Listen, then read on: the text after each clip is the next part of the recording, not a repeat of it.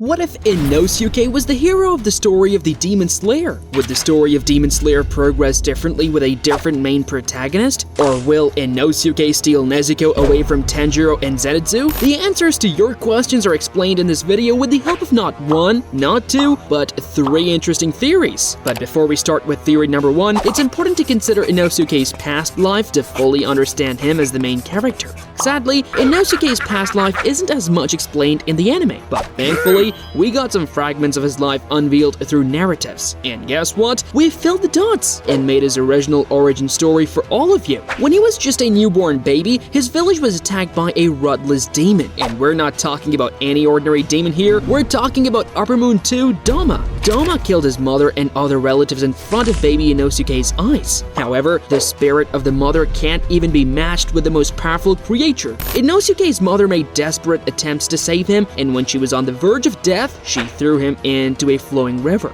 Let me also explain here that Inosuke's breathing style is very much self-made. Yes, I didn't read that wrong. You see, it doesn't include any of the basic breathing styles. Neither is it a historical breathing style. Living in the forest, Inosuke acquired animal-like characteristics, and his breathing style basically contemplates those characteristics in a sword style. What happens next is a mystery, but one can very likely imagine the outcome of this. He survived in the thick forest on his own. Maybe some animal took him in as his own baby and provided him with the essentials of life. That also explains why Inosuke is so uneducated and so animal-like. Alright, so in theory number one, Inosuke never really had a traumatizing past. He was taken up by his parents in the village, and he would often wander off to the forest and interact with the animals there. Just like Mitsuri, Inosuke develops superhuman strength as a baby, but of course with an urge to stay at the top. He's also stubborn in this timeline, but someone behaved. Kageyo Bugisaki comes to know of this young boy and he calls him off, asks his parents if they agree, and makes him a demon slayer from a young age. Inosuke's number one dream at first is to see himself the strongest, but as the story progresses,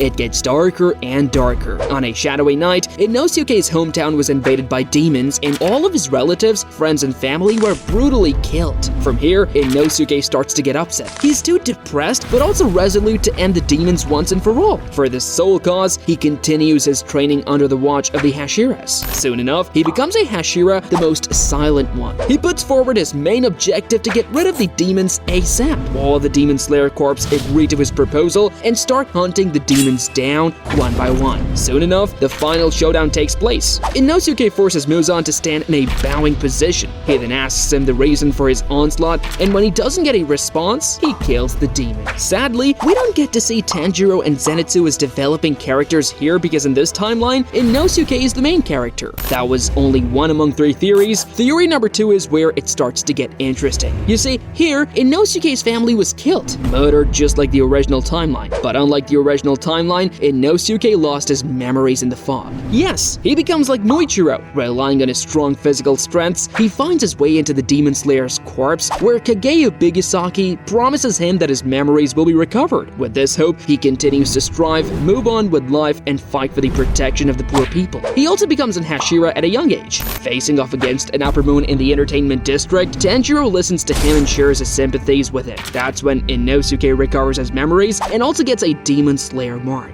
With fewer efforts, he decapitates the Upper Moon 6, and after that, the news of Inosuke as a rudless Demon Slayer spreads through the demons like wind. Since his existence is a threat to Muzan, he personally goes on a patrol just to get the giant. Although he gave him a hard time in the end, Muzan emerged victorious and turned him into a demon. At first, Muzan was happy because of the inclusion of the demons, but soon enough, he's scared to see that Inosuke has only emerged as an independent demon, but has also developed the ability to move in the sun's presence. The situation is both alarming and pleasant for Muzan. Assembling his whole army of demons, he marches towards Inosuke. On the other hand, the Demon Slayer's corpse becomes aware of the situation. Tanjiro gets desperate to turn Inosuke into a human and asks Lady Toyamo to do the good work. She does her experiments, and while the final showdown is taking place, Inosuke is being turned into a human. Sadly, the Demon Slayers are losing one by one. Muzan rips off their lives, and suddenly, Inosuke recovers. He stands off against Muzan and decapitates him after a long, decisive battle. Alright, now getting to our final theory, here we shed some more light on Inosuke's story, and since he's the main character, he deserves it. Sorry Tanjiro, no harsh feelings about it. When Inosuke turns 12, he starts wandering to the far grounds of the forest, and on one particular day, he comes across some humans. Perhaps a group of humans. Since he had seen his own reflection in the water, he was bewildered to see that creatures just like him do exist. The other humans try to take Inosuke away with him, but Inosuke is a bit unsure.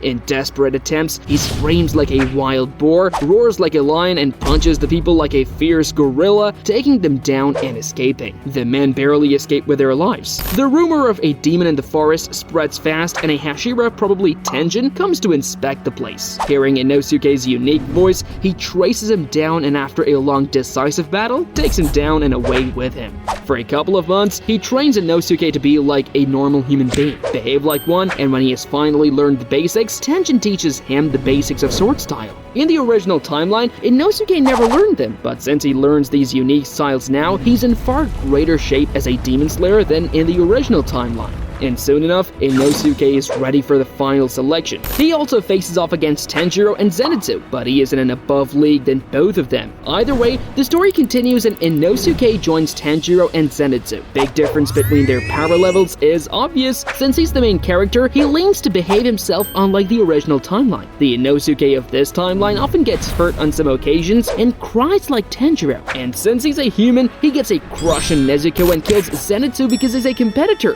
Just kidding. The story progresses, and we have the Mugen Train incident, where thanks to Inosuke, Rengoku lives on. In the original timeline, Akaza sliced through Rengoku, and at that time, all of our cute main characters were far too vulnerable to even come close to Akaza and Rengoku. But this time around, things are different. Inosuke, with a special and unique breathing style, cuts Akaza's arms off right when he is about to pierce through Rengoku. Thankfully, no donut memes in this timeline. Akaza survives somehow and goes crying to Muzan. Muzan gets even more enraged. First, it was Tanjiro's earrings that haunted him, and now a freaking animal? Oh, sorry. I mean an animal like Demon Slayer? In the entertainment district, where Tenjin barely survives with his life, Inosuke steals the show by standing as the most formidable and less fatigued man. Tenjin is pleased to see that his disciple is getting so well. However, at this stage, Dama enters the battlefield and engages himself in a fierce battle against Inosuke. Since the other Demon Slayers just had a death fight against Upper Moon 6, they are unable to even give Inosuke a helping hand. But memories from his childhood rush into Inosuke's mind, overpowering him. Inosuke gets the aura of all the fierce animals and strikes Dama. He gets his Demon Slayer mark, and Dama starts to lose. Inosuke on one hand is so fatigued, but he continues to use his body beyond its limits. And that's yet one of Inosuke's techniques. After a long match, he finally avenges his mother and holds Dama's head as the sun shines brightly and turns Dama into dust. But after the battle, he falls to the ground and sleeps for a whole month. Muzan, on the other hand, gets enraged at the loss of not one but two Upper Moons. He rushed to find the whereabouts of Inosuke, but other Demon Slayers are protecting him. So Muzan marches with his whole army of demons. The ultimate showdown takes place with Inosuke sleeping just like a sloth. Since Tanjiro and Zenitsu didn't have any room for development, they lost their lives in this battle. The Hashiras are also protecting Inosuke with their lives. But alas, one by one, they're also being taken down until the hero of this timeline wakes up. Seeing his dead comrades, the spirits of the forest overpower him, and after enough effort, Inosuke decapitates all of the demons. End of story. We could also have seen Inosuke turning into an evil demon. If you want to see another cool what if video about Demon Slayer, click on this other video. Click it.